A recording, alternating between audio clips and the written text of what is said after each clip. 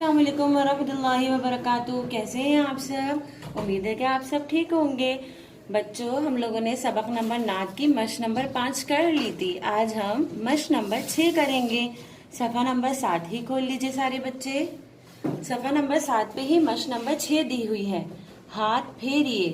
सारे बच्चों ने हाथ फेरना है। क्या लिखा है ये? नाद। क्या लिखा हुआ है ये? नाद। सारे बच्चों ने नाद पे पेंसिल फेरनी है।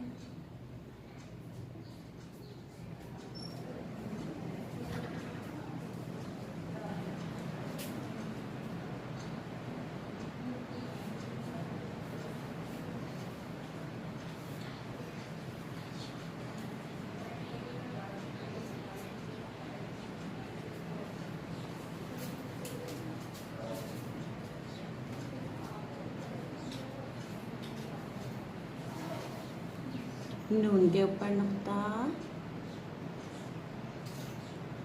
नून आइन ते साकिन, नाद।